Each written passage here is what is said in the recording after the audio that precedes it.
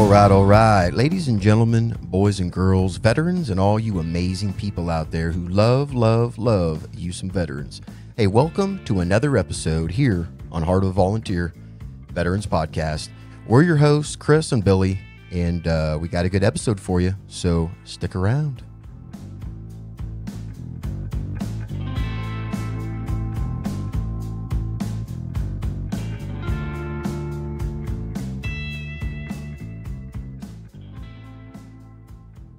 Hey, Billy, what's going on, man? Hey, Chris. It's great to be back. Just chilling. Man, 2 episodes ago, man, you were jonesing. I like it. I like it. Podcast gets people hooked. Yeah, I love it. But it's coming on the show is a good thing, man. It's a good thing. Yes. So I'm looking at the weather across the country, right? Just to reach out to folks and make sure they're good to go if the weather hits. Are you guys good up there? Oh, it's a clear day. Okay. We're not getting any snow, but it's nice and cold out. Yeah, I see that. Definitely. Winter's set. So it is safe to say that the trees have flushed all water. Yes, I would say so. And they are going into what is called the hibernation phase for plants, trees. Yep. Cool. Yep. They pushed out all the sap. Now, not the sap though, the water, right? Sap's still in there, right? Well, they push out the sap, it's the water. Yeah. They push it all out. They can't keep any moisture in there. Yeah.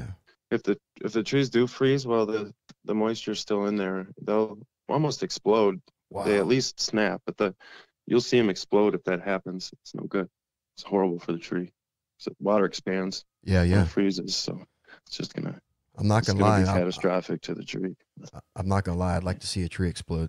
Yeah, definitely. I mean, just to, not to lose a tree, but just to experience it. That's probably wrong to say, but You weren't there at NTC, but I saw a tree explode.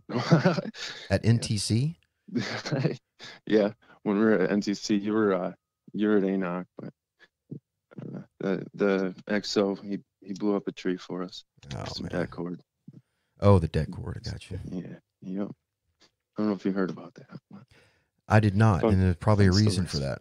that. Yeah, definitely. We'll keep that one where it's at. Right. We can talk about that stuff now. It's all good. Right. Yeah. So what else? Hey, what else has been going on, man? Well, I've hunting season started here. Oh, is that a fact? I've been out looking for deer as much as I can be out at my cousin's camp. Now, is this the place that you and your cousin built, and then you built onto it? Yep, we built a cabin about 4 years ago, and then built another one next to it the year after. And they're still a work in progress, but they're more or less finished now. That's where we stay. You can hunt right from the cabin, or there's 50 acres around it that we hunt on. We've seen a lot of deer, but I don't shoot just anything. Neither does Jason. But, so we're waiting for the right deer. What are you hunting with?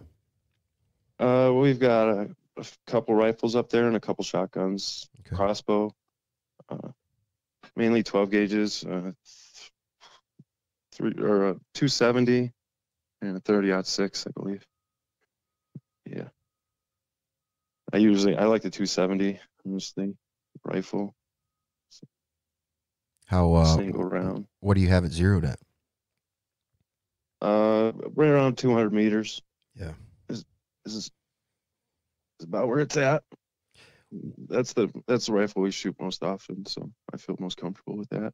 Is that what most of your shots are there in your area? 200 or mostly closer than that? Yeah, I'd like to be closer than that. Yeah. But yeah, right around 200. That especially from the cabin where we're shooting, you don't shoot any further than 200 meters. So. Oh, you're shooting from inside the cabin? Yeah, I don't normally hunt from inside the cabin, but Jason's back's pretty bad. Yeah. So that's what he's doing this year. Normally we'd be out in a tree stand, but we always do have the ability to hunt from the cabin. So we have deer that frequent the cabin. We don't kill those ones. Yeah. We know most of the deer out there. We don't want to kill the ones that we see every day. Right. Yeah. Yeah, that's gotta feel good, man, going out there You know, I went back to the ranch this weekend and spent a couple days with my grandpa.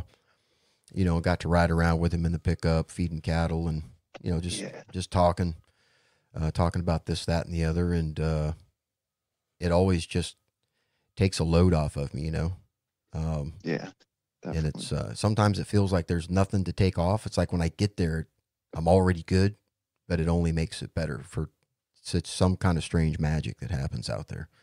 Definitely. Yeah. Need more of that.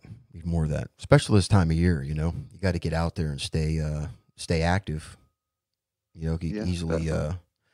You know, I think it's pretty easy to just kind of forget about the holiday. You know, not like the Grinch, but just like it sneak up on you so quick, and by the time it's there, you're not even ready. Yeah, You don't have your definitely. presents, but you know, I think for veterans, it's not having the presents, but it's kind of being prepared for the season itself, Yeah. and staying busy is a good way. Yeah, it definitely is. It definitely is. You don't want to sit around idle for too long. Rest is a good thing. Once you're done resting, you gotta get to it. Get to doing something, I feel. Right. Yep. Definitely. What Uh, besides hunting and working on the cabin? What else? What do you do during during this time of year? uh, I like to snowboard personally. Uh, I don't do a lot of it. My ankle's pretty bad, but I love to get out and snowboard. And in the long run, it's great physical therapy for my ankle. Yeah. But What mountain do you guys have close by that you frequent?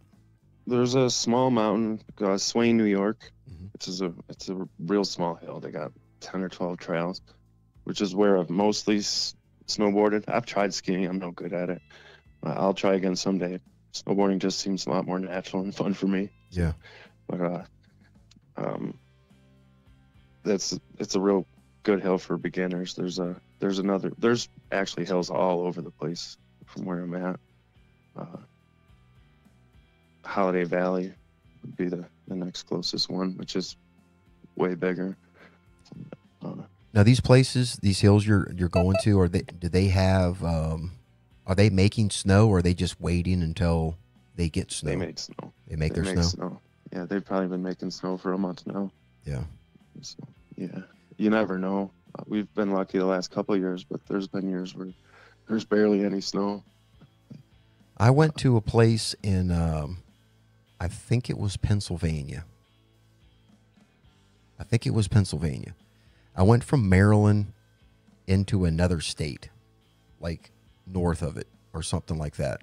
But man, they had like this whole hill, and they had these massive snowmakers, man. I Yeah, mean, it literally looked like there was a snow. I mean, a blizzard going on.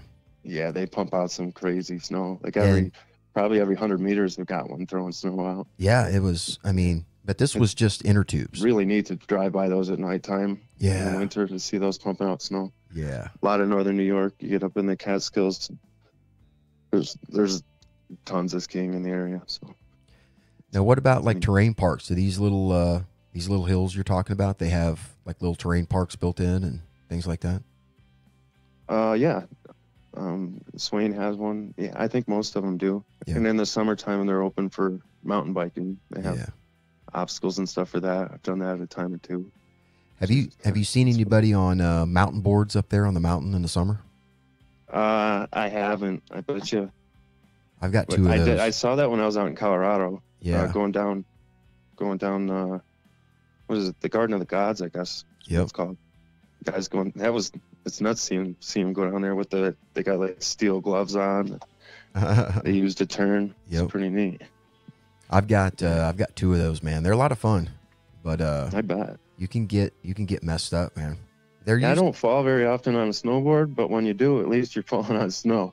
Yeah. And messing with the concrete, you're definitely gonna want some pads on. Well, yeah. This has got like a girdle, like a quarterback's girdle that you put on, so it covers like your hip and like your tailbone, and then like Right. you said, the gloves have like this.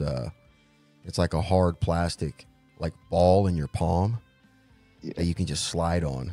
But man, you can get going too fast, and even trying to go down and do like a power slide, you could You tear your arm off, man. I'm telling you, it's insane, bro. I bet. But it's a lot of fun. It's a lot of fun. Definitely. Get that adrenaline going. I think in the wintertime, though, man, like you said, snowboarding, it's a lot to, like, out of Oklahoma, it's a muscle movement to go snowboard. You got to go to Colorado, you got to rent someplace and all this good stuff and get up in there and hopefully you get the weather right. But I'm anxious to get closer to the mountains. It's best if you can get out there. There's like 2 or 3 times where my wife and I were the first people on the mountain after a good snow. Yeah. You got 10, 12 inches of powder, and it's a totally different experience. It's just going down the mountain. It's almost effortless. The snow's kind of slowing you down as it's speeding you up, so you don't go too fast. Yeah. There's a nice cushion when you fall. It's just an amazing day. I haven't done that in probably 8 or 9 years, but I can still remember it like it was yesterday. I can't wait to do it again. I think the only time I had some good powder, man, was at Winter Park. I went to Winter Park for the weekend, and it snowed like the second day we were there, and the day that we left, there was people going like from Winter Park towards Denver that couldn't even get up the hills on the interstate. It was so slick. Yeah. But the powder up there was just amazing. I mean, yeah, you gotta like stay at the resort really to get that kind of powder, because usually when it snows like that, people aren't driving.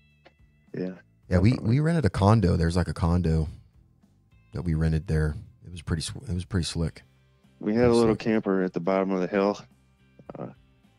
You could rent out a lot at the bottom of this hill for your camper it was like something like $400 a season. It was cheap with all the electric and all that. And we did that for one winter. We'd stay over there for the weekend.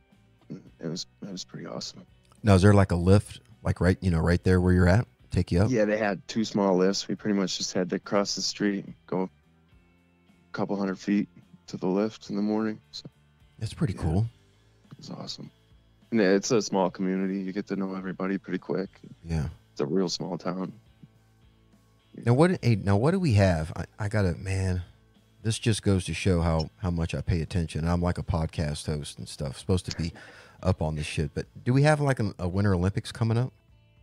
Oh geez. I feel like we're not this year. 2020 Winter Olympics, yeah.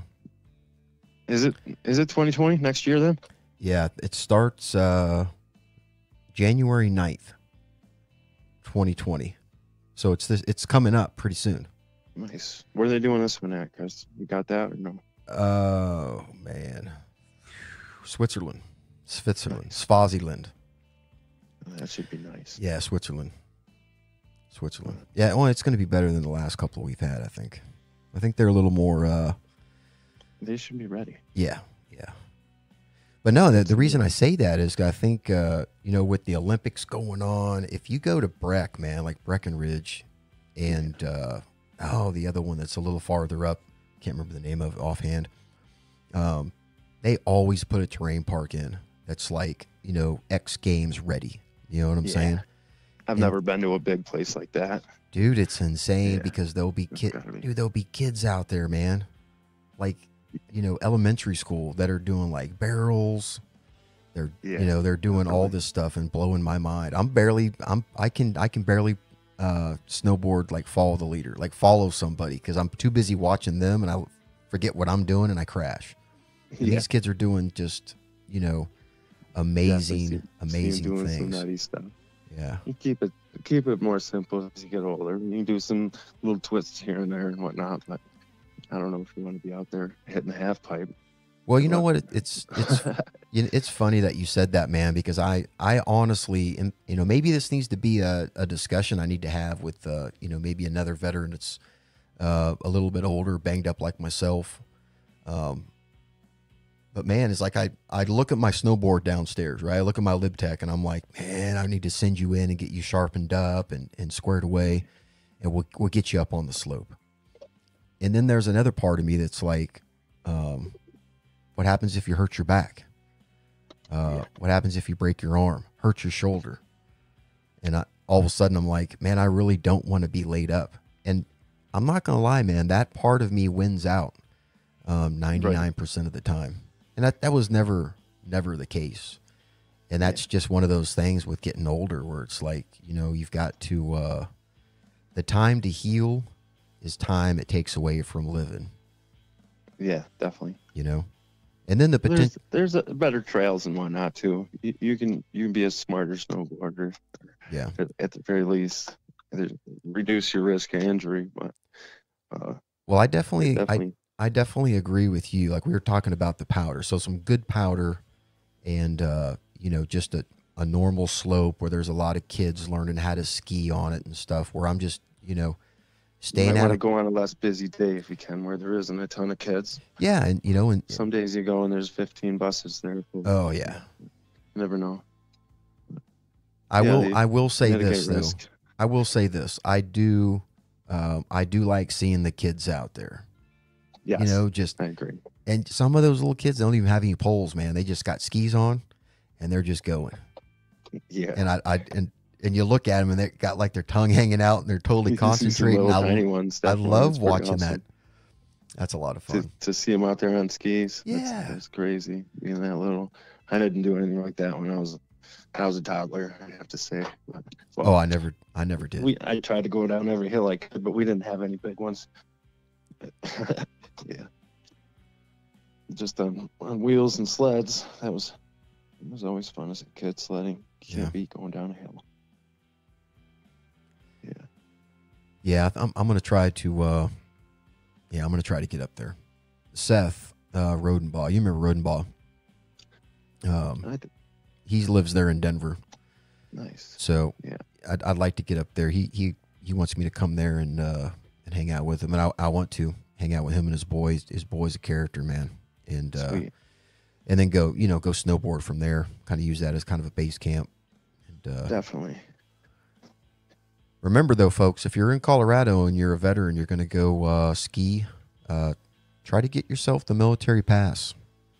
Yeah. You got to go to the ticketing office there on one of the bases and get yourself a ski pass. They're better priced. It's worth it. It isn't the cheapest thing to do in the world, but it is a lot of fun. Yeah. Well, dude, I got this thing called a ski resort around. You can always get out there and try to go down hills and whatnot. There's things to do. Yeah, we built a little terrain park there in Fountain one day. We got like huge amount of snow, and me and my buddy had left I never parked my pickup inside, so the whole bed of my pickup was full of snow. And they had a BMX park, like little terrain thing going on. So it was completely covered in snow. We went out there and dumped the snow out of our trucks and make like ramps and stuff like that. It was okay. Nice. But it was easier than trying to get up the mountain, go ski on a day like that. Yeah, definitely. So, we had a guy, he had a big rubber band. I don't know if it was made to pretty much pull people behind a vehicle. He'd pull people around with his van. Yeah. Like this big bungee cord on there for snowboards or skis. We did a lot of that when the hills weren't open, camping over there. That's good fun. We got a lot of snowmobiles in the area too. Snowmobiling's big. My father-in-law has a couple that we take out from time to time. What is that, man? What do you do when you go snowmobiling? What is that? Well, traditionally, it seems it's more you're driving. I don't do it a lot personally, but it's people just drive from spot to spot basically as a group. You're going it's kind of like bar hopping, really. Like they're just going from one place to another. And every bar around here, not every bar, but there's bars that definitely welcome snowmobilers. And you'll see, when there's good snow around here, you go to a bar and it's usually full of snowmobilers. So it's like fuel. It's the winter version of a biker bar. Pretty much. I like that, man. Different crowd though. You see families and stuff too. You'll see the whole family out there doing it together. They're not necessarily coming in to drink. Most of the bars are restaurants and whatnot. So. Yeah. you can go forever. They take really good care of the snowmobile trails around here. There's clubs, and they take out grooming machines and groom them. And they don't let anyone else on those trails as far as four-wheelers and ATVs and stuff. They don't let them on there because they tear them up. So they're really nice trails. So during the summer, they just keep them clear of trees, and and when the winter comes, they're ready to go. Keep the motorized vehicles off of them so they're not all rutted up and whatnot. Wow. But, yeah. And you literally can go like, if there was a town 20 miles away from you, there would be a trail. Yeah, there's trails all over the place. You can get anywhere, and it's usually faster. Well, a good snowmobile will go 120 miles an hour. There's not really a speed limit on those things. Yeah. You will see DC officers out there. They check your registration and your insurance. But other than that, you're pretty much free to. So you got officers out there that are sitting on snowmobiles, just waiting for somebody to come by, and they just check you. Yeah, they just check your stickers usually. If they're not the right color, then you're definitely gonna get talked to. Huh. Yep. I had no idea, man. Yeah. I had no idea. That's pretty cool. Yeah, definitely. Now they got a pretty good presence. You can't really be out in state land without being noticed too often. They know you're out there. I feel most times that I've been out there, they at least come and talk to me, see what's going on. Now, what do they have as far as for veterans to register snowmobile? Is there like is a different rate for that? There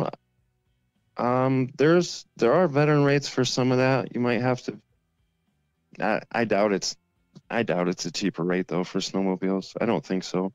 It's just a standard process like registering your vehicle. Mm-hmm. They don't give you a discount for that. In New York State, they have property tax discounts and some other things like that, but nothing for veterans in New York. That'd be cool if they did. Yeah, definitely would. Certainly would. Oklahoma does a discount, but you gotta jump through some hoops to get it. Yeah. Yeah, you got to get like this card. It's like a 3x5 card. You have to that says that you're a veteran with disability or whatever they require, and you can get a different rate for your registration and your tag and all that kind of stuff. Right on. If you don't have it, you pay full price, which I had to do because I didn't get it, and my tags were expiring like the next day, and I didn't want to. Yeah, you can't let it go. Well, I couldn't miss school to drive all the way to, on the other side of Tulsa to go and do it. So I just had to. Definitely. I had to suck it up. Get it done.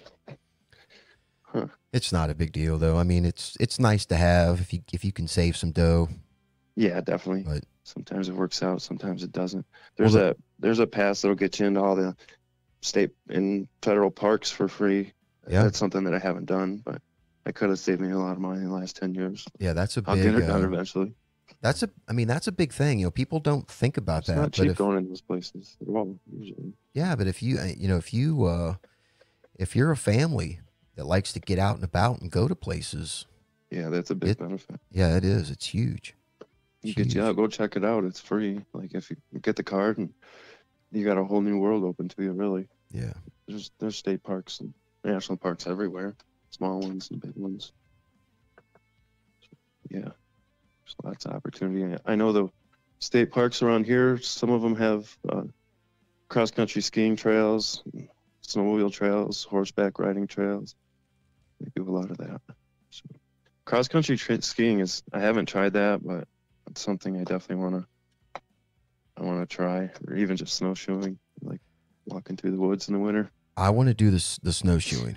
I'm glad you said that, because I really would. My aunt that lives there in Colorado Springs, she goes in the mountains with some friends in horseshoes, or at least she used to, and she always talked, so highly of it. And I never really, took a hold of an opportunity to do it. But I would like to do it because I like being outdoors. The cold doesn't bother me, and being out around nature, and that kind of weather. It's pretty awesome. Oh yeah, it makes me feel good. It's refreshing. whole different landscape. If you get out there in the woods in the wintertime, you can usually see for way further. All the foliage is dead, and Yeah. it's just really neat. I love it.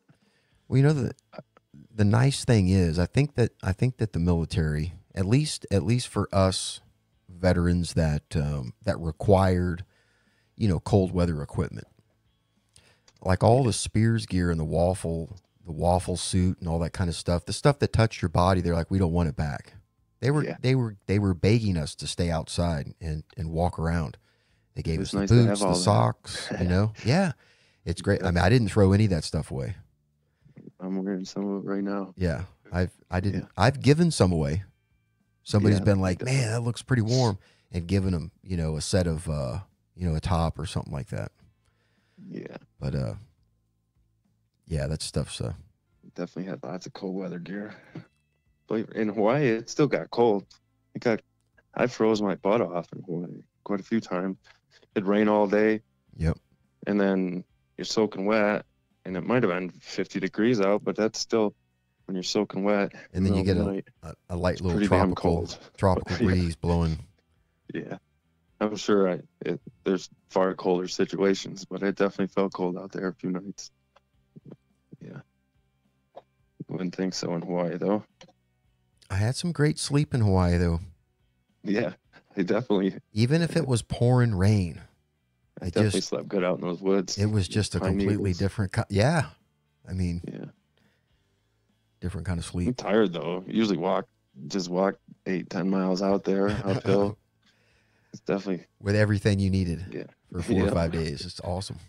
Because it felt like the first 2 years I was in the Army, that's pretty much Monday morning. We went up to North Shore to Charlie Gate and walked up to the Kahukus and came back Friday. Yep. And we did that like for 2 years. It felt like, yeah, got to know those mountains pretty well. What a great place, though. It was pretty awesome. You could always. At some point, you're looking out over the ocean. Like you walk for a day or two, and then you're on a ridge that's looking out over Turtle Bay. Yeah, you see whales. No, it's pretty amazing. Yeah. You know, they took down all those wind towers, the tubes. Yeah, they had enormous those tubes. Yeah. They ended up taking them completely down. You know, they used to be just tubes all over the place, and then I think like Big Ben, the big red one. Yeah. They took it completely down. It was NASA, I think, put those up in the 70s, or that's what I had heard. I don't know. Those are some of the first ones. Yeah, something like that, but they just weren't they weren't aerodynamic, man. And to be out there right on the coast like that, they just got definitely. They got devoured. We have big solar or wind farms around here, but those ones I just feel like they were bigger than the ones we have.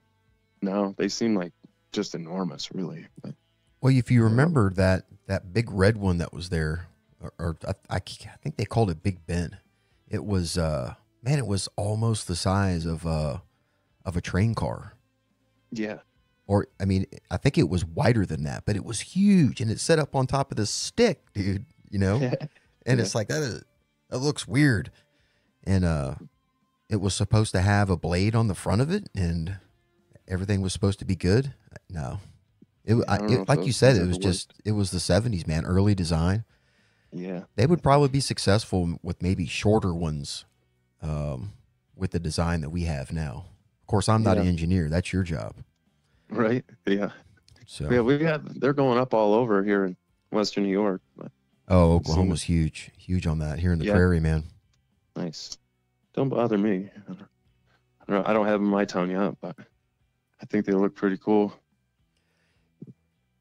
You know, I think at some point they're going to have to, you know, get them out everywhere, but change the design a little bit so maybe they fit into the, you know, in the surrounding area a little bit better. Yeah, because some of them just kind of look kind of gaudy. They're just. I feel like with the way technology is going, we're going to have so many alternative fuel sources. Really, wind might be a part of the solution, but we're not going to need wind eventually. We've been using that wind power for probably thousands of years as just humans. Oh yeah, some way. It's nothing new. So running a mill, or the Chinese used to use it to power all kinds of machinery and things. So, but yeah, it's clean energy. They're coming a long way with their solar and turbines and whatnot. Yeah. You know, if they could really get the solar to where when you put it on your home, you collected, 100% of the light. Yeah. You ran your whole home. You conserved power when the sun wasn't out. You had cells that you used, and everything was good. That would be perfect. I think we'll get there. But yeah, I don't know. That's science, man. Yeah. I'll probably be 80 years old by the time that happens, and I won't understand it then. I'll be like, what? Well, it's going to happen a lot faster than that. 24 gigawatts? What? Yeah. You know? And yeah, definitely. A lot of California's going towards that right now. They're working on it. Yeah, there's a huge one, man, over there by Vegas. Thing is huge, but all those big solar farms. Well, I don't think this thing is a solar farm, man. It looks like it is, but it's got like thousands of mirrors, dude, that just covers the ground, and they're all aimed up at this ball at the top of this tower that goes in the middle of the farm. And all that light is focused on that ball. And it's doing something to a material inside that's creating energy. I have read of ones in Australia in the middle of the desert that actually they're focusing all that light just to heat the air, and the air actually rises from the desert floor up a central shaft that turns a turbine that actually produces the energy. Wow. All they're doing, so they're just heating the air. Yeah. To send through a tube, basically. But I don't know if that's the same technology. It's probably similar, though. That's crazy. Australia does that and produces a good amount of energy doing that for their country. Well, we've got a region that can do that. We've got desert, man. I think some of the power that I use here is from Niagara Falls. We generate power from turbines in the falls. How far is that from you? The 2 Niagara hours, Falls? I'd say, maybe 2.5. Yeah, about 2 hours. Is that worth the trip, man? It is. Yeah. It's pretty amazing. It's a neat falls, and plus you're right there. Canada's right there. Yeah. I'd say you'd want to go over to Canada and check it out. There's a lot of touristy stuff there, but the falls are pretty awesome. You can get right on a boat, and it takes you up right to the falls, and there's a cave behind it, Cave of the Winds. You can walk in and actually be behind the falls. What? And I had no idea that existed, man. I think they have a zip line going over top of it now as well, but I haven't been there since they put the zip line up. Yeah, I'm totally uncultured with what's going on in New York. No, they got casinos and a lot of touristy shit up there too. Yeah, bring your money. But other than that, the Buffalo Bills, best football team in the NFL, of course. What's that? The Buffalo Bills. Yeah. I love Buffalo. Buffalo's a great city, really. But the only thing I know about Buffalo was from Big Daddy. Yeah. There was a part there they were in Buffalo or something like that. Whatever. Yeah. It might have been. Yeah. Right on. It's a neat city. I would like to get to the falls. I really would. Yeah, definitely. I would like to see it. I have seen that boat, that goes kind of out there, covered boat. I'd like to do that, man. I'd like to see that. Made in the mist. They give you a rain jacket and take you right out there. Like, you get wet. Much That's the orange. There's two falls. There's Niagara Falls and there's Horseshoe Falls. And they're both, they're right next to each other. It's an enormous falls. Once you put the two together, it's really one falls. But the Canadian side, I think Canada owns Horseshoe Falls, and we own Niagara Falls. There's two different ones there. Hey, we forgot to do our sponsor. Yeah, we got to do the sponsor. Hey, ladies and gentlemen, this episode is sponsored by the Student Veterans Organization here at Oklahoma State University and across the United States, providing resources and guidance for veterans returning to school, going after their academic goals. So, thank you to the student veterans organizations across the United States, embedding themselves in universities and colleges, helping veterans to, get to their, get the guidance and advice that they need on getting, the educational goals that are going to benefit them. A lot of job searches are started right there at the SVO because they have a lot of people that focus job hunting by going to the SVO. So if you're a student out there and you're a veteran, seek out your SVO because they're doing great things for veteran students. Yeah, that's awesome. I meant to do that at the 10-minute mark, man, but we got to chatting, and I got to get better at that. You got it in there. We didn't have the SVO when I went to school the first time there. What did you guys? Did you guys have anything? We had there was a dedicated person that would process your GI Bill and your paperwork and whatnot for you. Mm-hmm. But that's pretty much all they did. It was just for the financial aspect of it. Otherwise, we were starting a veterans club and a veterans lounge, which got started up just as I was leaving. I think your veterans lounges, man, I think that's kind of the start point for all the SVOs, because even here at Oklahoma State, at the top floor of the student union, outside like the Starlight Room or something like that, there's a veterans lounge, and people can walk right through it. It's not like it's decorated in veteran stuff. But the real moneymaker is the SVO, because they have their own kind of like internet cafe / lounge / research center, everything. And then the head of the SVO is on the, in the office next door. So if you need some help, they're all over it. Nice. So it's like a natural progression, man. Club, lounge, SVO, maybe even your own building if you get a veteran alumni to dedicate some money, Yeah, definitely. So that's we're awesome. Getting out there. We're getting out there. It takes time, man. It's weird. Yeah, it sure does. It's a natural progression. I understand why it wasn't there when I was there, but we got the wheels in motion. Yeah. I mean, it's great that those resources are there now. It makes a world of difference, really. You need to use those resources that are available to you, because they'll definitely benefit you. I definitely think the job part, because I've known a lot of veterans that have been going to school here that graduated, got jobs, and moved away. I mean, it was just like that. They want to place people. They want you coming out of there with a job. So they'll do everything they can. They've got a lot of like Exxon Mobil or somebody. Yeah. Phillips. No, my bad. It's Phillips 66. They give a lot of money to the university for the geology program and all that kind of stuff, and nice. So they do a lot of hiring of veterans. In fact, they've got a whole arm of their operation that focuses just on veterans. So awesome. It's a good the SVOs are good fusion points, for people that are looking for veterans. So hey, if you've got a business out there and you're looking for veterans to hire, go to your local college or university and see if they've got a student veterans organization. If they do, link up with them and let them know what the kind of position you've got open, and they'll spread it out around the veterans and see if get you your best applicant.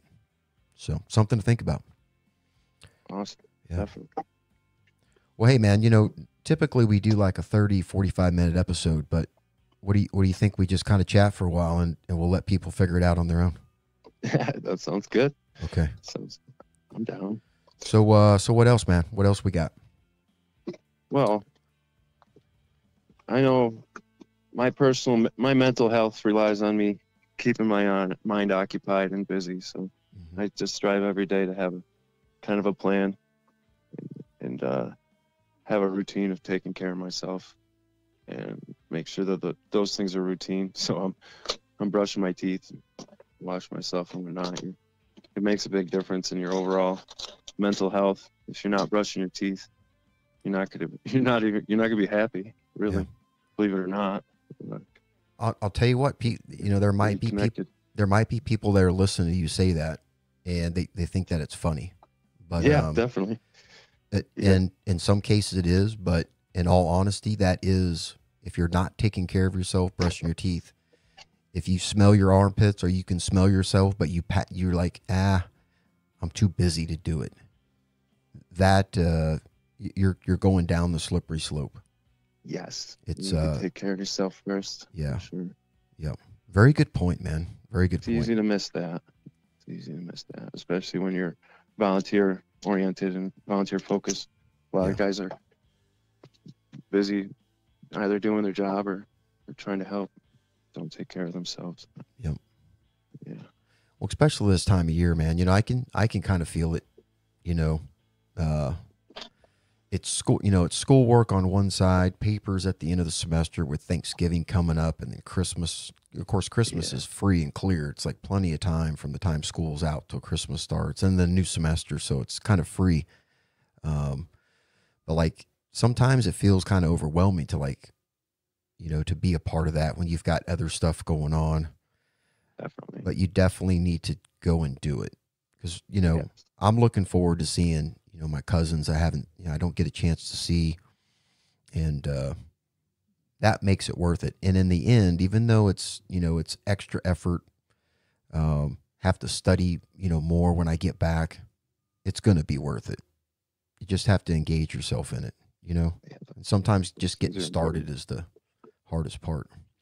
Definitely. What other stuff are you doing in the wintertime, man? Around the holiday season. What's Thanksgiving? Are you guys ramping up? Yeah, I've got a big family. I've got 4 sisters and 2 brothers, so it's hard to find a time. Actually, we couldn't find a time where we all could get together for dinner this year, so we're doing breakfast.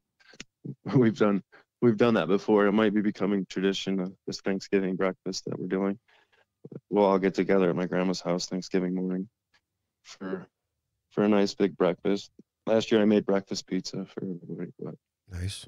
Did you pour maple syrup on it? Cook it into it? There was maple syrup involved. Yeah. I'm sure there was a few different kinds, but one of them had maple syrup on it at least. I like that. Yeah. And then we'll do dinner with my wife's family, most likely. But we end up going to a couple dinners where, yeah, I think we're doing my cousin and her fiance. They're getting married here in a couple of months. They got a place, and so we're gonna kind of gather at their first home. You know what I'm saying? Definitely. And spend a Thanksgiving there. So it's gonna be a good time. I went and dropped the turkey fryer off there on Friday, so it's ready. It's pre-positioned with some oil and plenty of propane. We're ready to cook. Nice. Ready to cook up that turkey. I think I'm gonna try to smoke one this year. I just got a smoker. Rach got me a smoker, so you better reach out to old bit of turkey in there. You better reach out to old Billy Blakesley. I have to ask Billy what I got to do.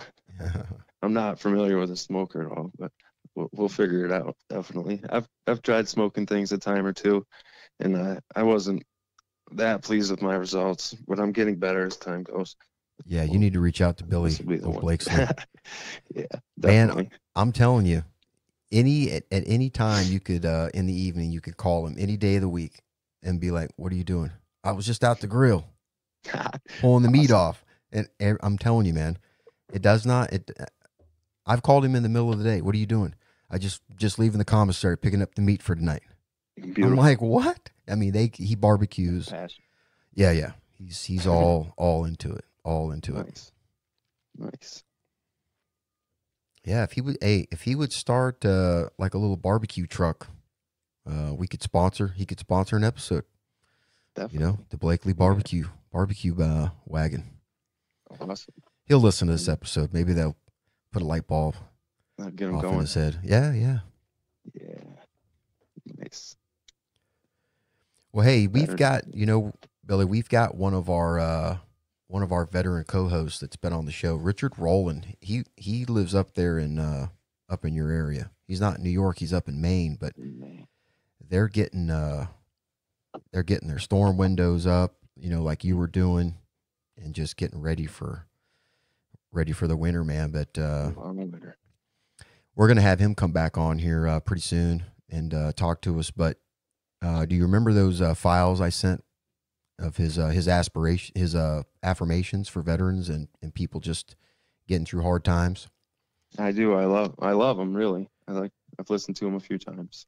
Well, here's the thing. I Richard did those for the podcast. So he's got his book coming out of affirmations. He's still working on, just collecting them.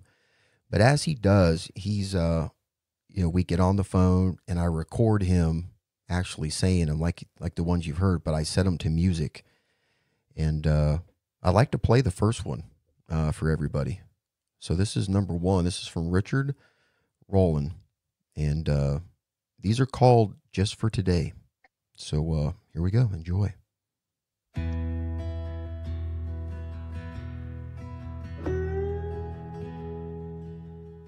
Just for today, let me travel back in time to a place that existed before the weight of being was added to life. A place of campfire tales, lightning bug hunts, tricycle rides, and ice cream cones.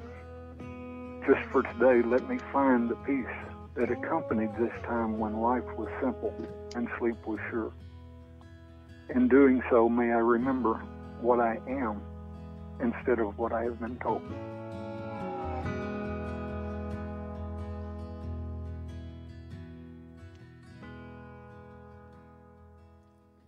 Yeah, man, that's good. It's powerful stuff. Yeah, really. Okay. Yeah, I'm when Richard came on and did his episode, we had talked for hours before that, just getting to kind of know each other. And when his episode was done, it was just the sound of his voice. He's just got that. It's soothing, really. Yeah, it's just he just has that voice, and I'm like, hey, would you be willing to come on and just kind of read some, read something inspirational, and I'm like, hey, I can send you stuff, and he's like, I've got stuff, I'll do it, and we got on and we finally got it done, and it's they turned out really good, really good. Hopefully they help some people out. So folks, listen to these things. There's 7 more of them, and we'll be putting them out as the episodes go along, and sponsors and all that good stuff. And but Richard wants to share that with folks. So, pass it along, give some people some hope, some guidance. Yeah. Awesome. Well, my friend, what do we have next? What do we have next? Well, for me, I've been out hunting for a few days. Hopefully I'm getting back out in the woods tomorrow. So I'm refitting and resting up tonight. As far as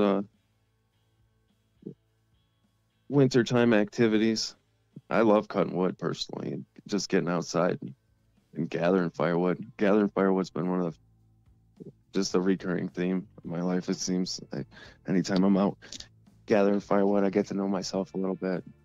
So it always seems to be something I'm doing by myself anyway. Just nobody else wants to do it. But I love building a fire. So are you out there with an axe? Is that what you're doing? Saw? For the most part, I'll go out with a hatchet and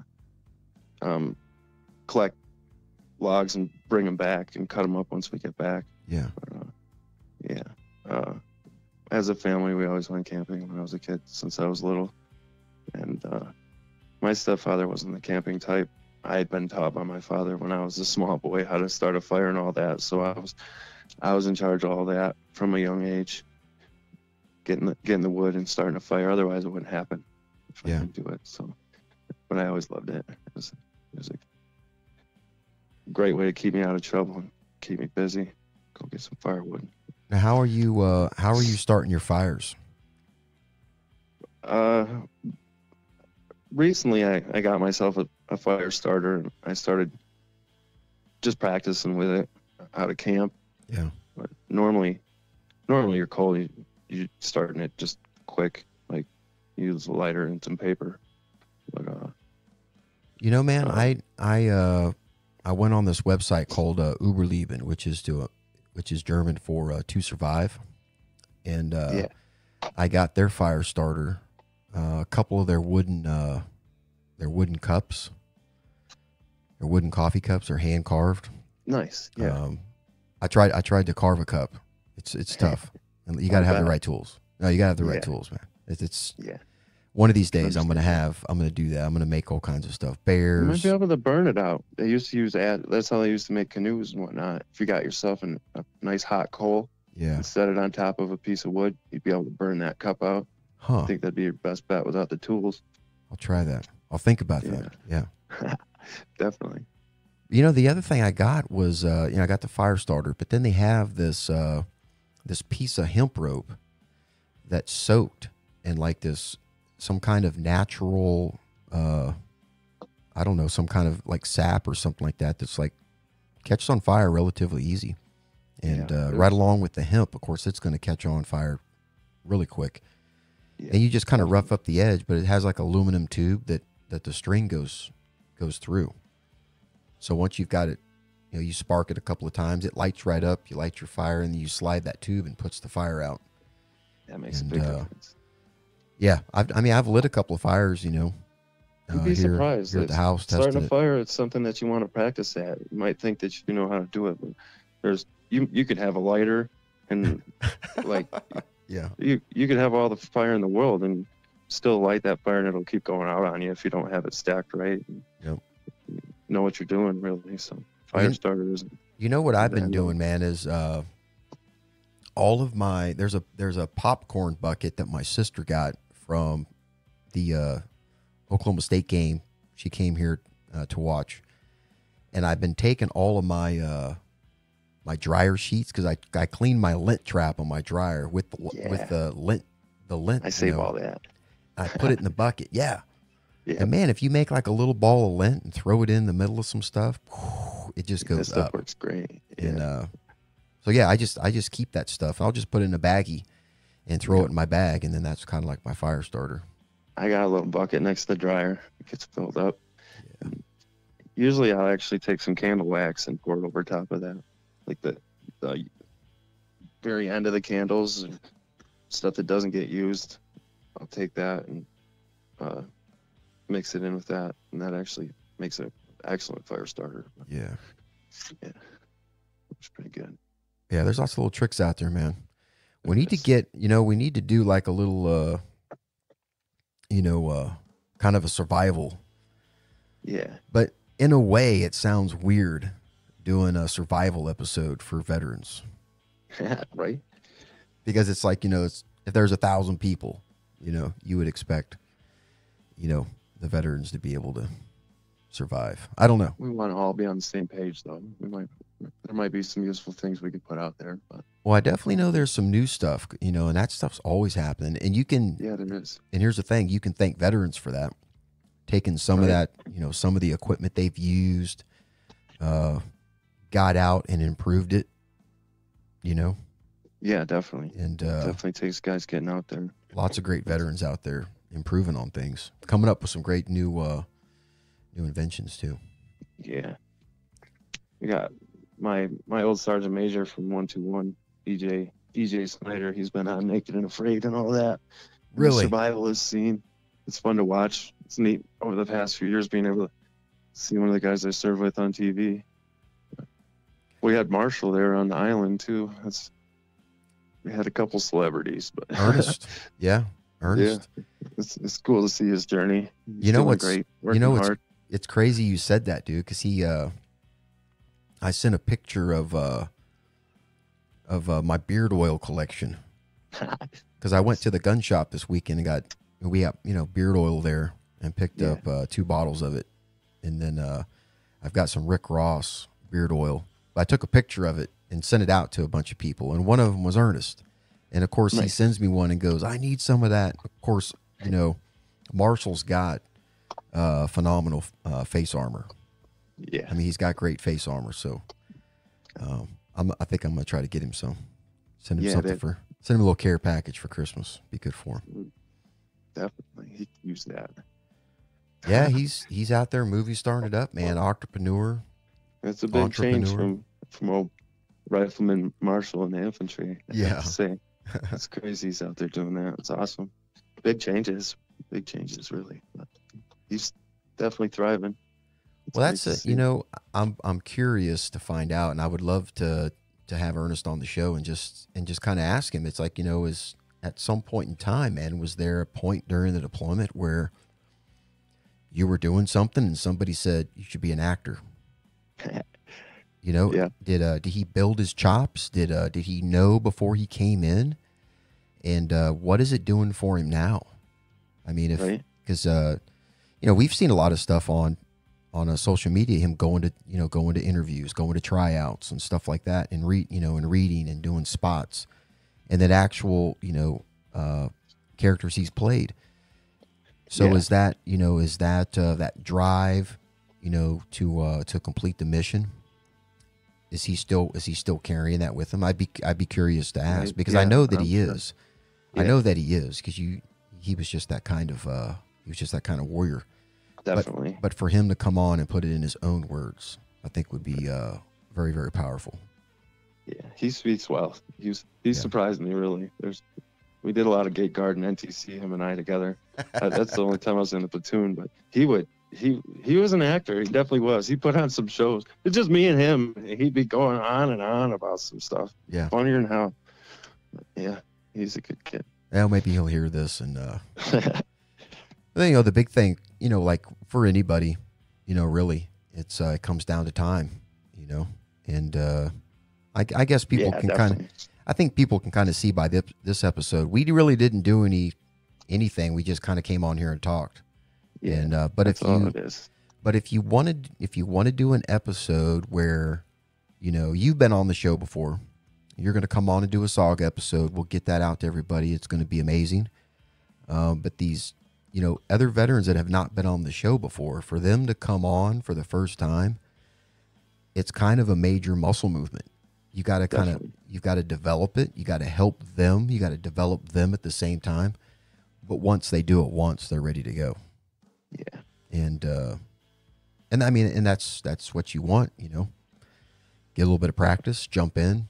And after that, you're ready to, share, whatever with veterans, or just come on and have a chit chat about whatever. Definitely. Yeah. It is easy once you get up and do it. It's not as hard as you might think. I haven't talked about myself yet a whole lot, but it's not the easiest thing for me to do. I know a lot of guys probably don't like to talk about themselves, but if it can help other guys in any way. I know I've struggled since I got out. Would you like to give everybody maybe some depth on this episode? Do you have, as far as my story? Do you have any part of your story that you'd like to give them a little teaser about? I have been thinking about it a lot lately and trying to put it in perspective for myself, really. Yeah. Exactly what it is that I've gone through, because I don't remember. Like, looking back, you can't see everything at once. There's a lot of things I forget myself that I've done or been through, or experiences I've had. And but I've had, it's not necessarily a rough life, but I feel like I've had to face adversity quite a bit, which is good. That's what I've always wanted, is a challenge in life, and I'm always ready for a challenge. So I joined the infantry, which I knew was one of the most challenging things that I could do coming out of high school. I wanted to be an airborne ranger and serve my country, and 9/11 had just happened. I was ready to go give what I could, and I felt like I went to Iraq, which I wasn't really happy about going to Iraq. I joined to go to Afghanistan, and I wasn't real excited about the Iraq war as a whole, but I was still ready to to serve. And I went to Iraq and spent 18 months there, and came back and was really thought I was done with it. I wanted to get out and go to school, and I had plans of coming back in as an officer. Really, I'd always wanted to go in as an officer in the first place, but when 9/11 happened, I just joined right away. Yeah. And I applied to schools and was accepted, and had been talking to the track coach and the soccer coach, and then all of a sudden I got stop lost and sent to 3rd Brigade. So my mindset kind of changed, and all that got put on hold. I ended up right back in the same place I was a year before, right back in Kirkuk, Iraq, which was pretty strange. But how'd that feel? How'd that feel, man? You know, because I can remember that. You know, yeah, letting all the 2nd Brigade, you know, soldiers that we got know that they were deploying. You know, knowing what they went through on their, you know, they were going to the same place, and that was tough, man. It was tough on a lot of folks. It was difficult, but I took it in stride. We really didn't have a whole lot of time to think about it or anything anyway, and I knew that. I was fine with going. I mean, I wasn't about to re-enlist, but I was okay with being stop lost. And well, I didn't have much of a choice anyway, honestly. Right. But I didn't try to fight it. A lot of guys got out one way or another, whether it was for a school drop or for physical or mental problems. But I definitely I wanted to go with you guys and was committed at the very least. But well, I told you this before, man. It was like almost from like day one when you got to the platoon. It was like it was like you'd been there before.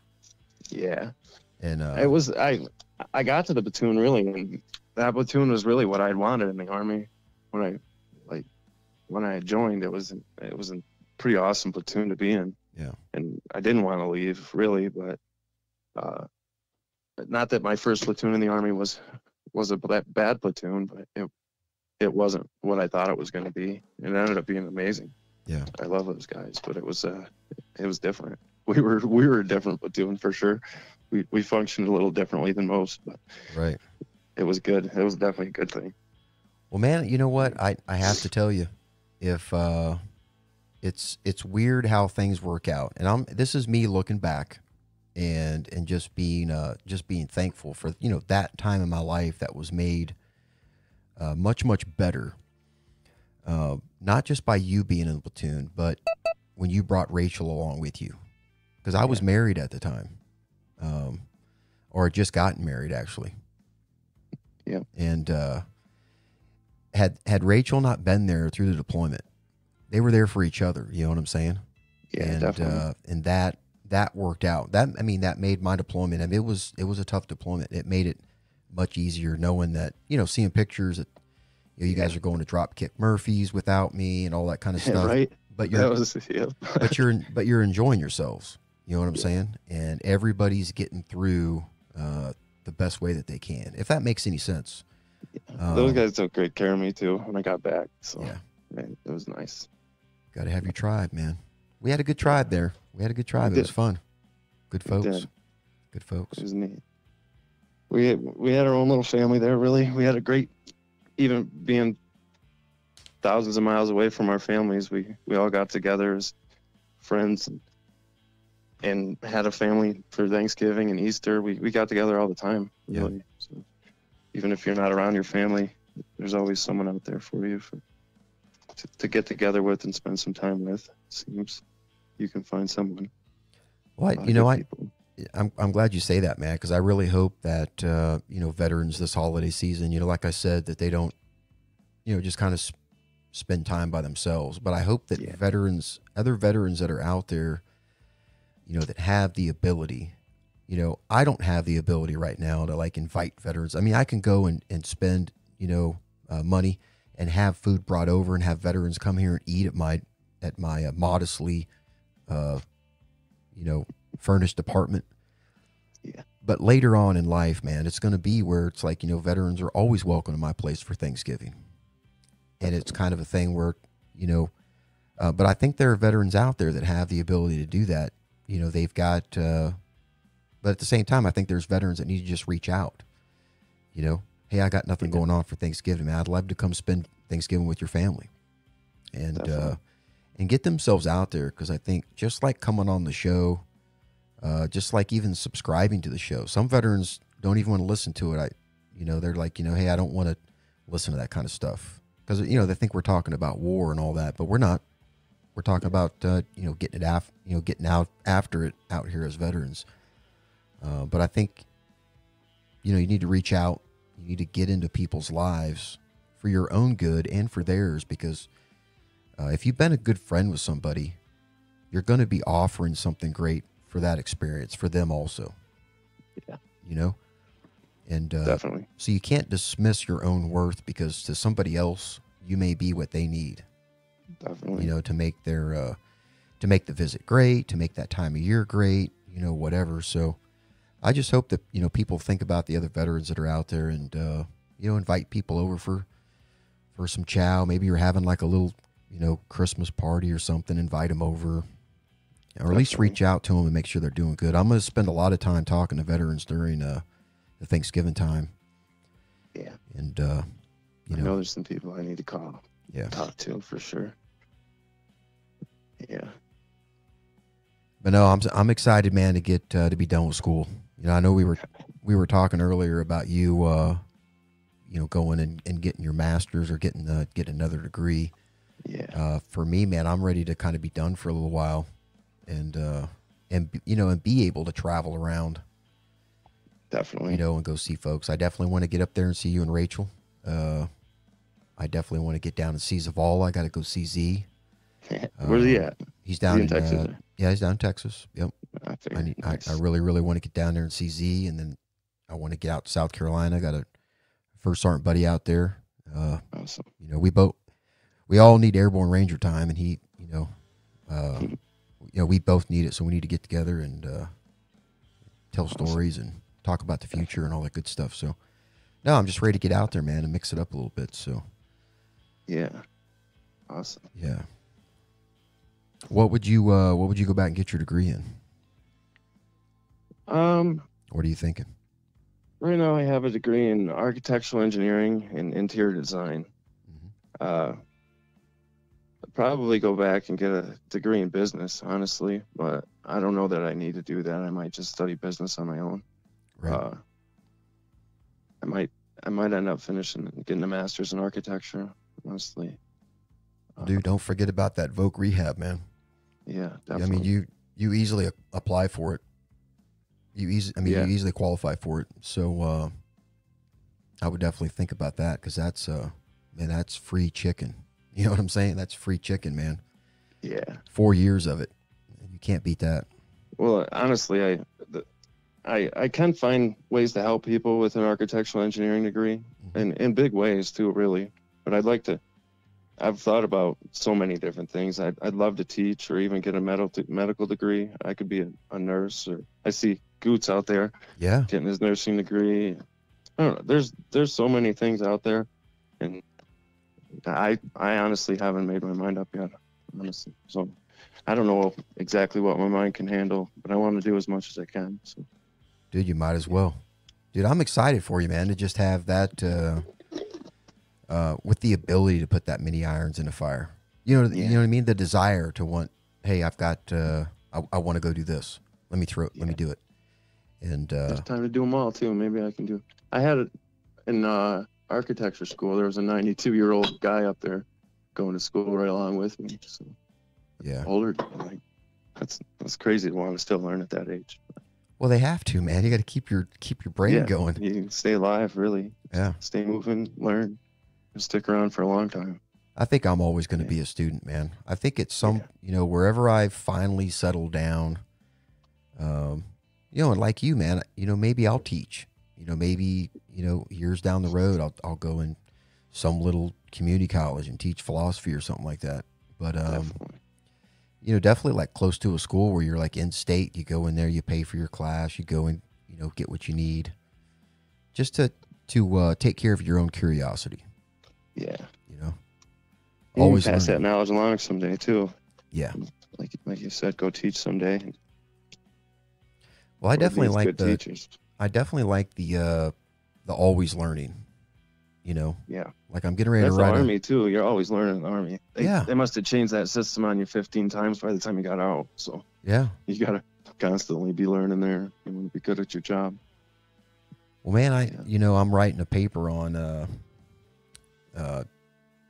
evolution for this Patterns of Science class that I'm taking, and I actually started reading the autobiography of Charles Darwin in order to write the paper, which we don't have to do that. We've got a whole handout that's got every bit of information we need, and we just have to put it in our own words. But I want to read the book. You know what I'm saying? Yeah. To add a little more nuance to my paper, because in the end, I'm going to come on the podcast and maybe an idea of that pops up that I can relate to. I need to know it. Yeah. And so, I take it kind of serious. And plus the professor that this is for, he's my independent study professor. So I don't want to slack in the least. So he's a good professor. So want to impress him. So yeah, hell yeah. That'll be interesting. Evolution. Awesome. I will send it to you, man. You can read it. Sweet. Some of them are pretty entertaining. Yeah. Nice. Because I put little anecdotes in there. You know what I'm saying? Yeah. Definitely. Nice. Yeah, I think the last paper I turned in was talking about Aristotle's golden mean. Yeah. Golden ratio or golden. Is that different? The golden mean. The golden mean is the middle of two extremes. So you've got like a vice, so a deficiency and an excess. He always uses bravery. Bravery is the middle way. Cowardness would be the deficiency, and then you would have rashness would be the excess. But for the paper, I took the middle, the golden mean, or for Buddha, it was the middle way, the even keeled area of life. That's where all the mindfulness exists. We don't waste any time there because we're not living in an extreme. But the thing is, I think with veterans, a high number of veterans lived in the extreme. So you can think of veterans that we served with. It was either great times or bad times. And you kind of forget about the stuff in the middle. It's like it doesn't really, and so we get kind of conditioned to live at the extremes. Yeah. It's either great or it's bad. But the thing is, we waste a lot of time when we live at the extremes because all the good stuff is happening in between. Yeah, ideally you're level in the middle. Yeah, even on an even keel, and not having excess or deficiency. What I mentioned first is the golden ratio would kind of be the architectural equivalent to that. Yep. It's a ratio that occurs in nature and throughout the world constantly, and it's kind of a divine ratio that the Chinese put their feng shui and whatnot around it. Like you want things to be at certain ratios in order to be pleasing to the eye and be at peace, basically. Really, it's the same idea. It's kind of very related anyway. Now, so when we talk about like these, especially there in New York, because I watch a little bit of like not This Old House, but like these architectural wonders. You ever watch those shows? Definitely. And New York has a bunch of different architects that like world renowned. Those are extremes. A lot of the buildings are the way our architecture. Those extremes really aren't necessary. I think we should strive to build more smaller scale, really. Right. It's breathtaking. You get down in New York City, it's an overwhelming feeling to stand in the middle of Times Square and look up at their enormous buildings. Like it almost will make you anxious just looking at it, but which can be a good feeling or a bad feeling depending on how we are. Yeah. Yeah. It's craziness. Well, some of those architects built like homes out there, man, like up in the. Frank Lloyd Wright's got a few around. Yeah. There's definitely some neat homes in New York he built more on fitting in with the surrounding environment, and his houses look like they were meant to be there. Yeah. Part of the landscape. Really. Yeah, I like that. So yeah, it's beautiful. That's more what I want to do.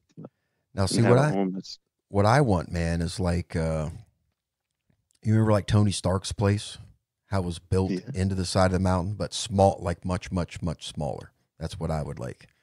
Yeah. Like something that kind of stuck out that looked like a rock.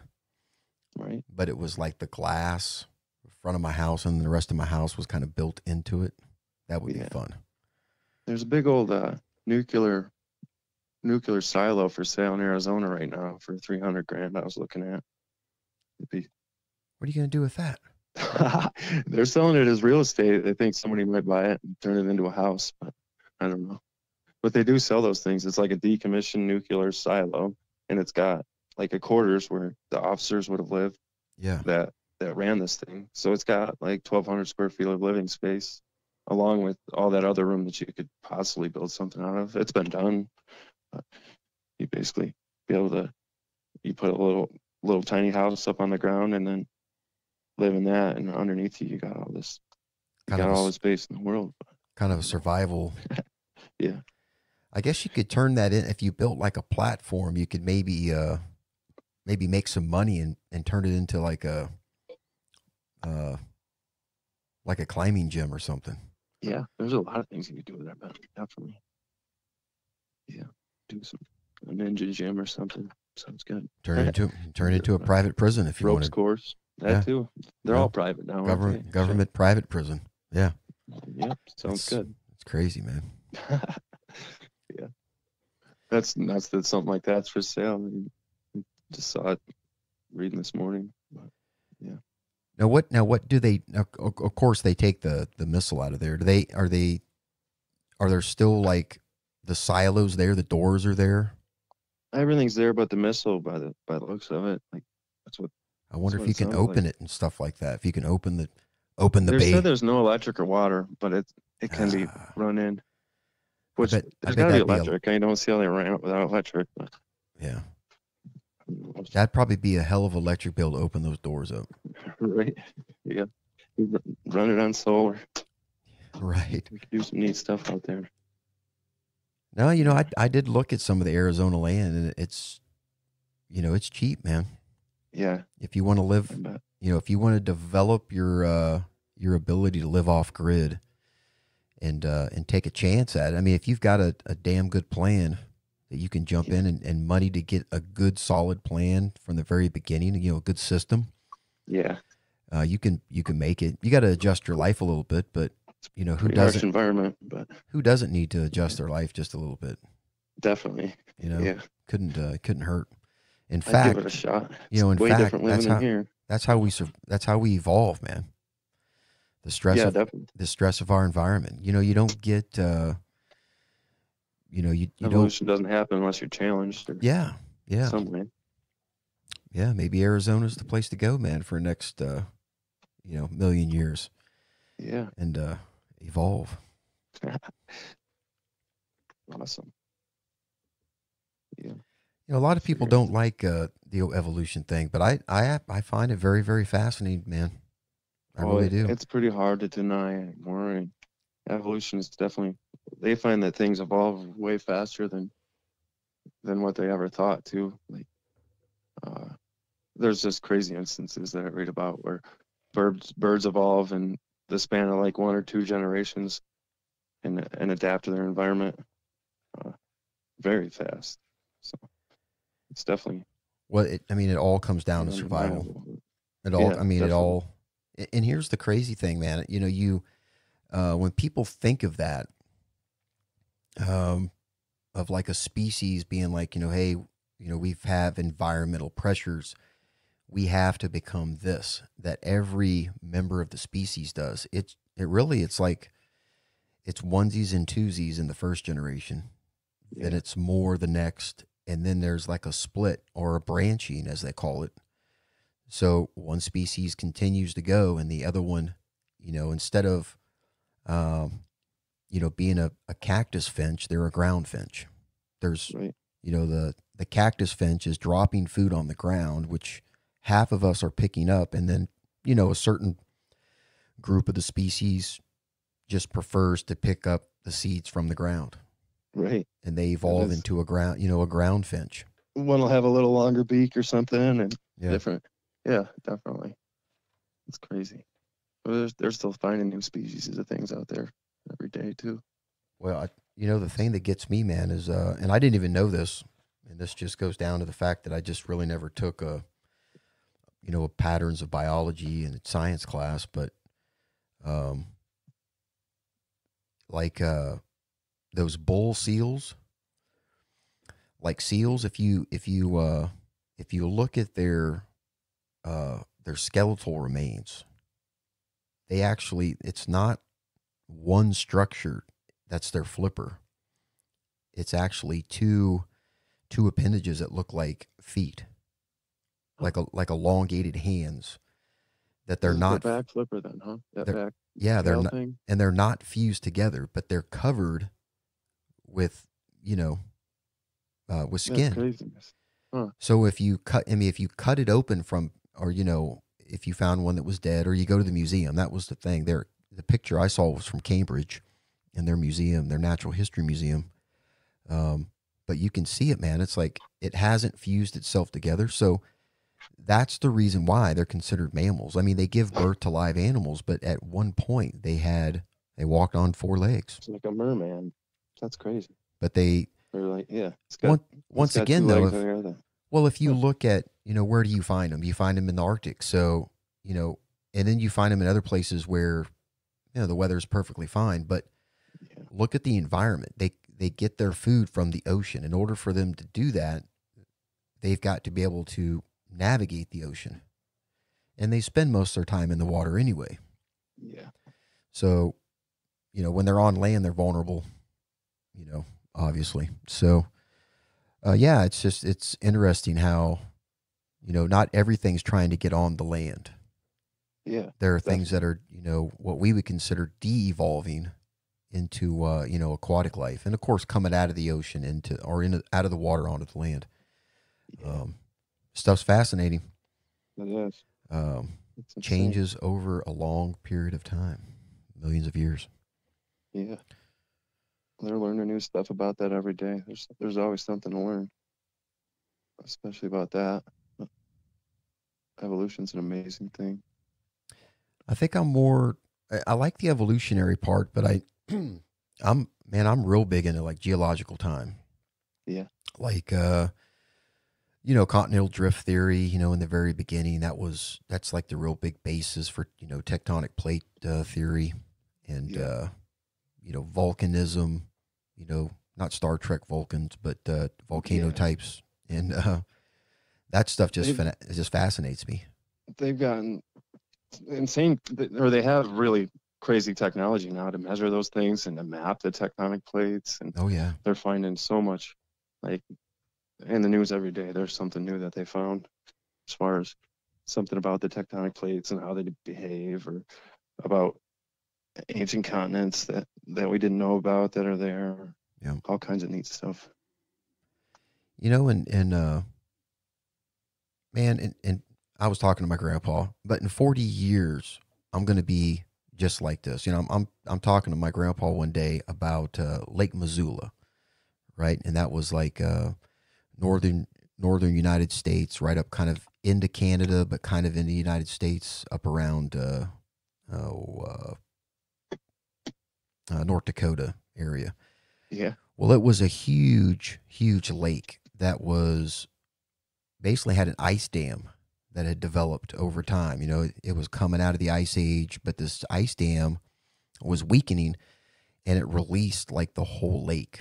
And the lake was massive. I can't really give you the numbers of square miles, but it was huge, huge enough that if you look at the, you know, just west of the Rockies, Utah and everything else is where that water swept through. Yeah. And I was trying to kind of explain that to him. And, you know, at some point in time, you know, you just, the concept of putting together something like that, it's like, you know, that's crazy. I can't, you know, I can't fathom that. And I think at some point we're going to get there to where it's happening so fast.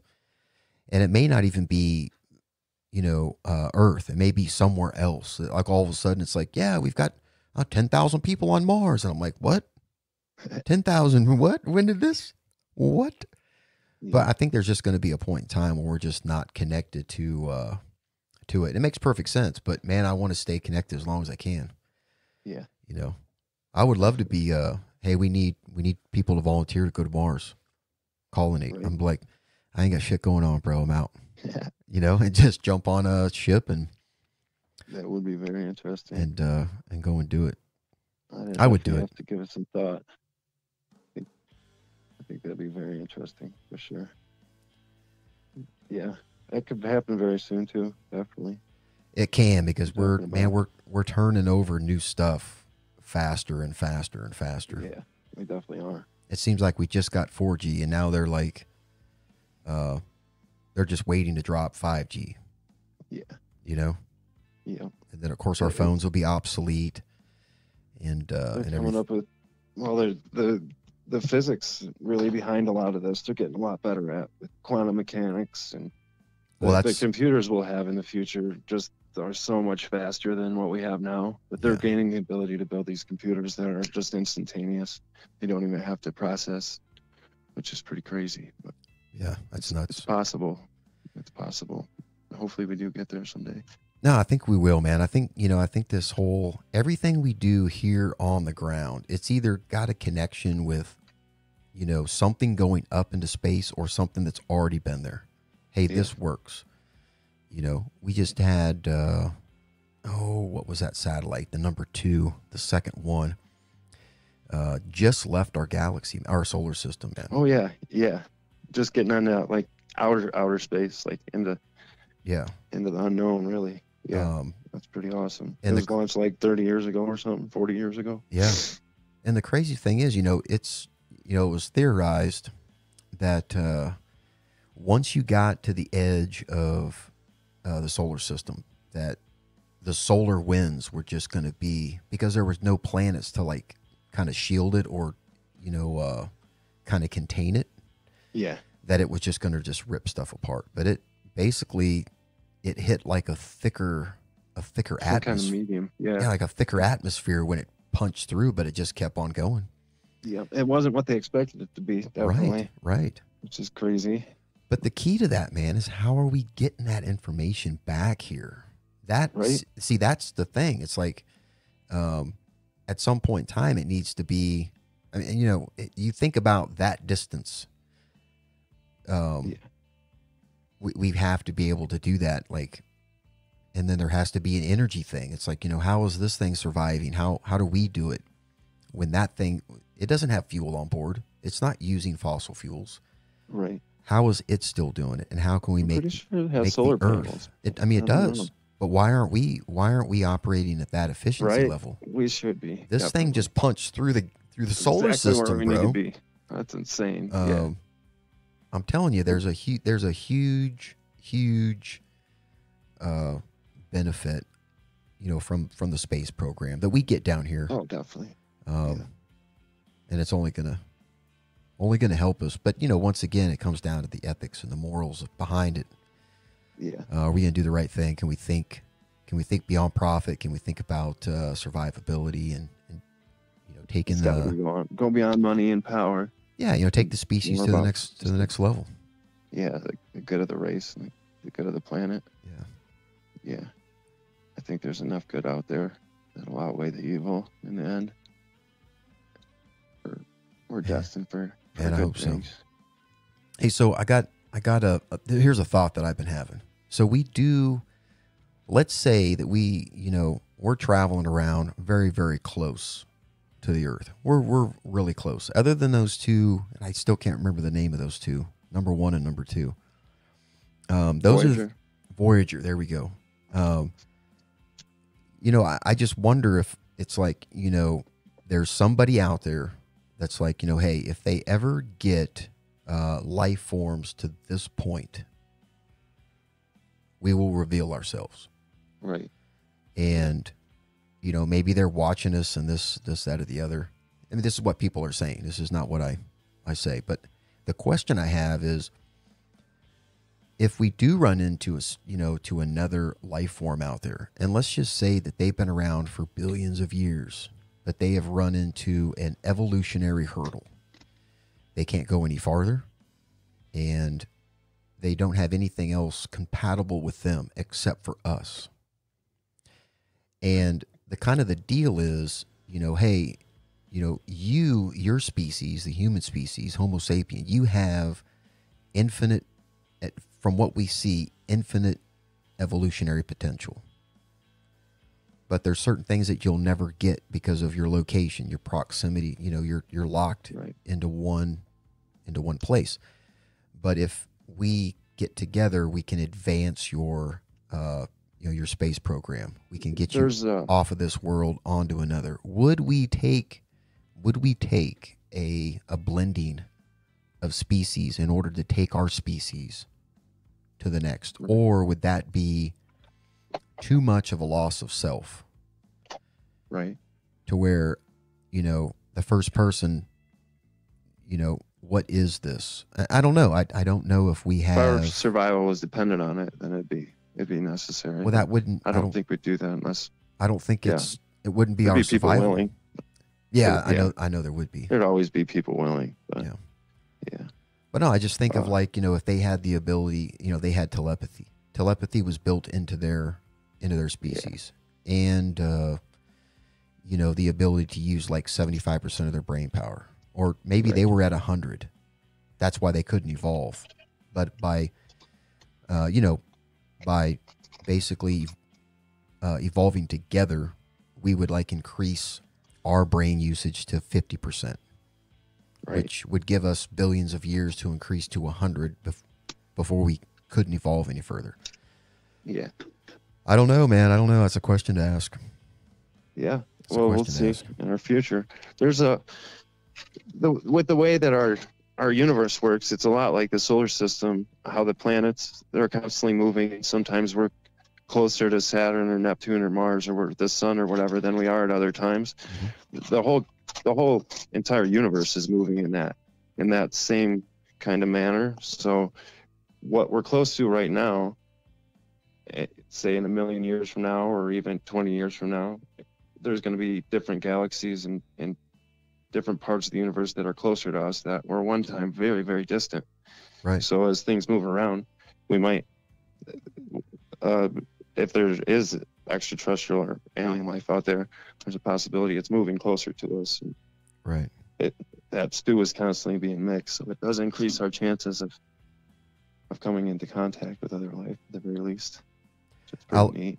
I don't have a problem with it, man, except for them like setting at the boundary and being like, let's just blow that shit up.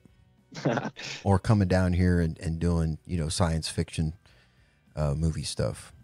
Yeah. I would like to think that they would come down and be like, oh shit, we're not alone.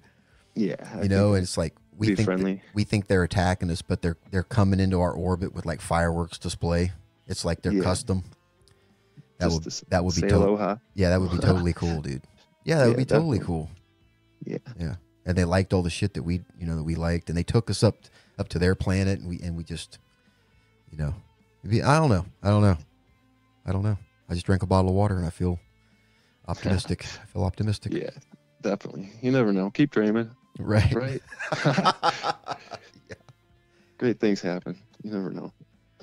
That's all. That's how it all began, man. People, you don't go to space without somebody dreaming it. Definitely. And I don't know if it's mushrooms or or licking the frog back in the day or something. Right. But Yeah.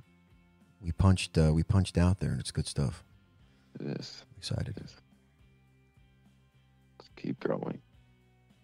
I got a nephew, man, Ryan, and he's he's into the video games and stuff like that. He's a young man, and he's living his his age. But I keep thinking that if he keeps on that track, I mean, he wears glasses. He's getting tall and skinny. He could easily be like a flight engineer on a space cruiser. You know what I'm saying? It's like I can totally see it. I can be like, he could be doing Space what? Force. Yeah, I mean, he's playing with computers. He's got the navigation system down. He's doing whatever his job is, but that is really where this generation is going. They're definitely in tune with all those technologies and stuff. Definitely. So, I mean, for that, things happen for a reason. I believe anyway. Yeah, I mean, we're moving towards it because that's what, that's what the world is. It's technology. Yeah. I mean, it hasn't reached every single square inch of the, of the planet, but everybody's going to rely on it. Everybody's going to rely on it. I mean, hell, you can't even pay your bills nowadays unless you got, your phone. Yeah. The SpaceX, they've launched somewhere near 60 satellites, I think, maybe more than that. But in the next few years, they should have a network of some like 30,000 satellites that'll give the internet to the entire world. It's happening right now. They're launching them little at a time. But now have we thought about what's that gonna do? It's surround. I think they did put a lot of thought into it, honestly. Because I don't know. Something. I mean, it's something else that's spinning around the Earth. Everything has a draw. It's probably not the greatest idea. I mean, honestly, what is that doing? Is it adding more? Is it adding more weight to our mass of the Earth?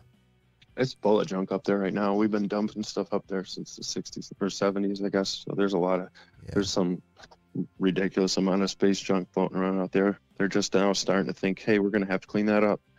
Otherwise, yeah, it's just going to become really hazardous to fly. Yeah. We're close to the Earth. Well, I just think, man, if we're already spinning, and I know the flat earthers think we're just kind of sliding through space, but as we're spinning around the sun, and we're passing planets. I mean, we're spinning faster, so the ones on the outside, we're passing them.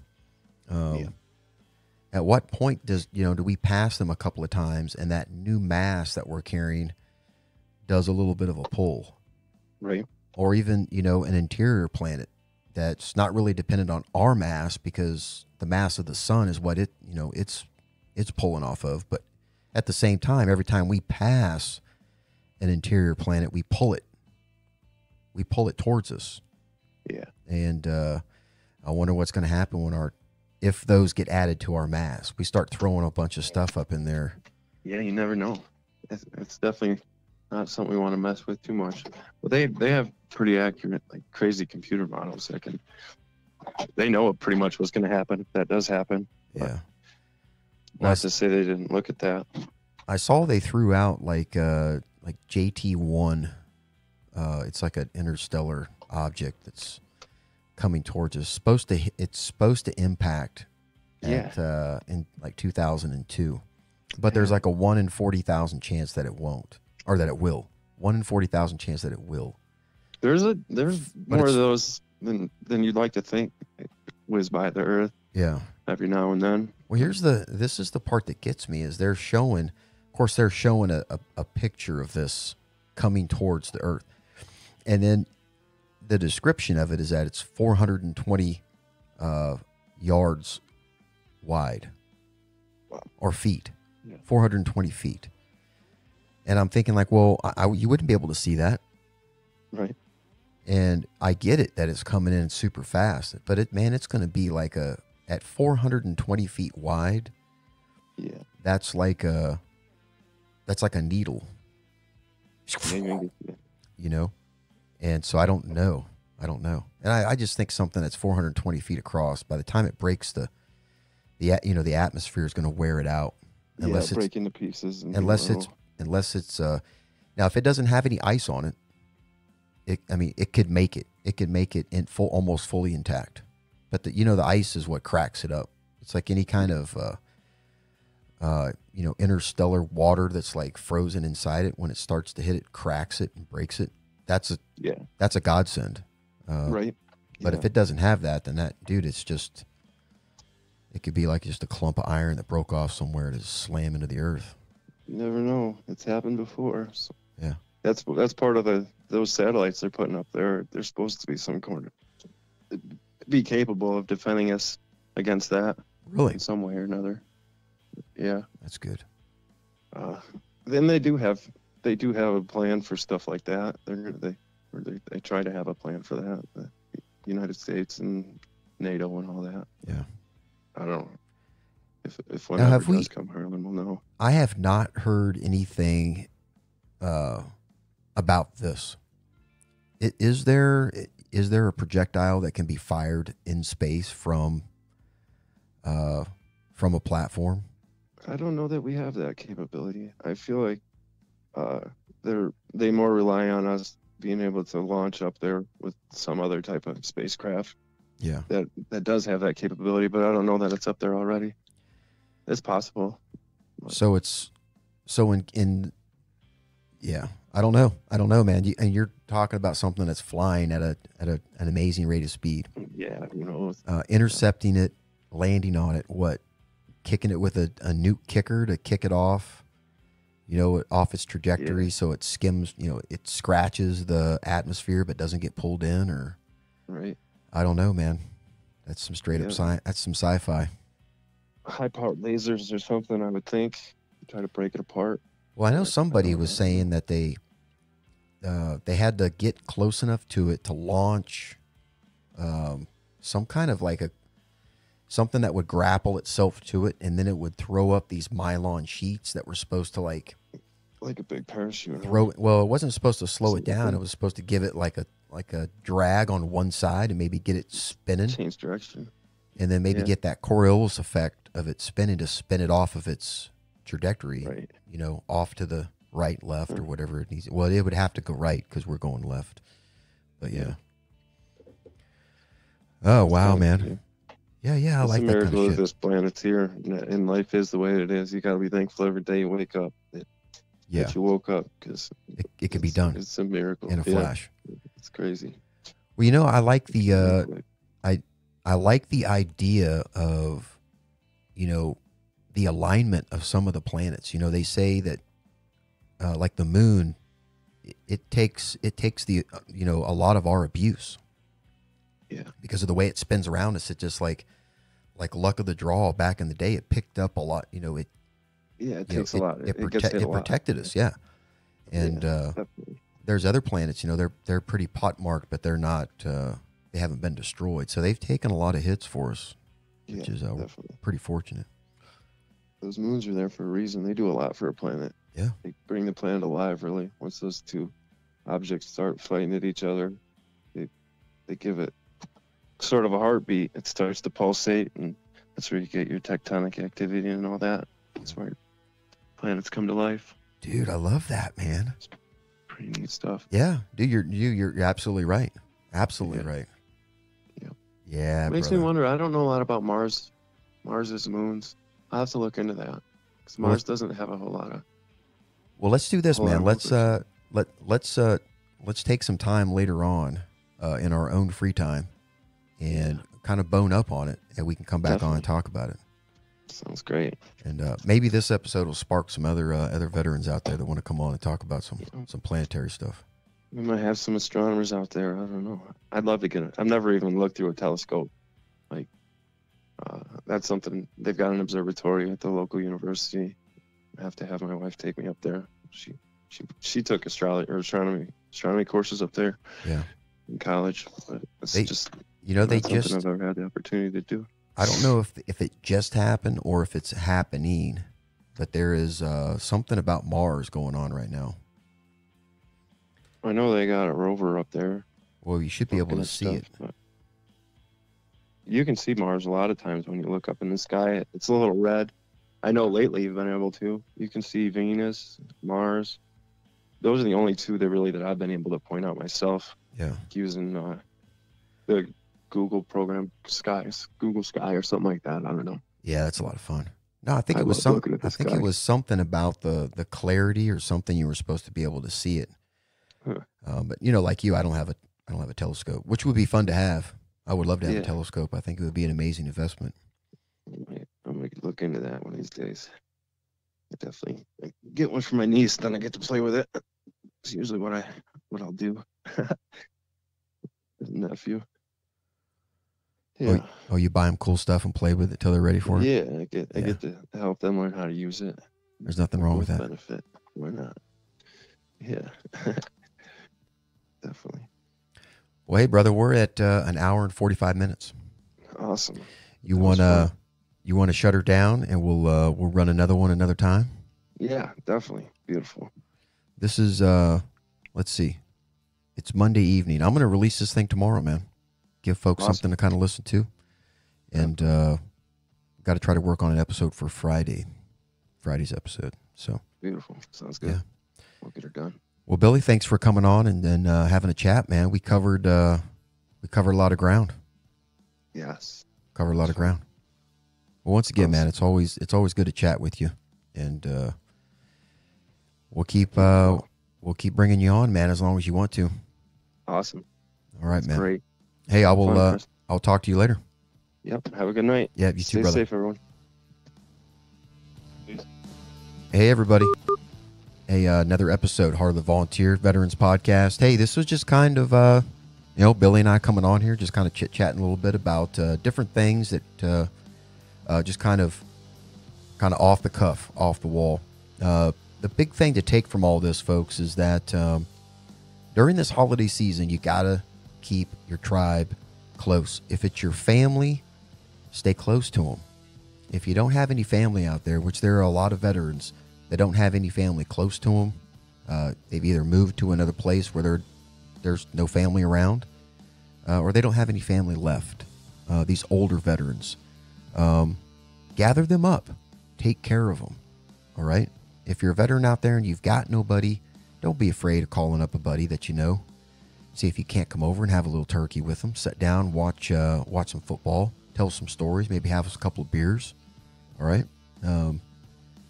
But don't let this holiday season pull you down. Okay.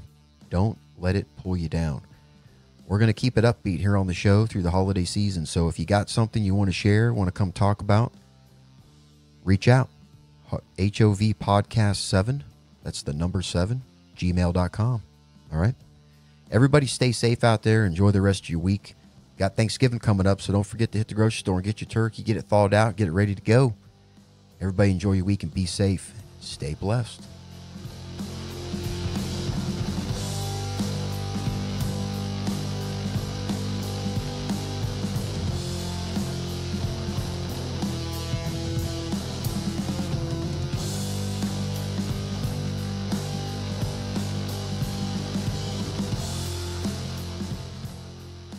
Heart of Volunteer, copyright 2019.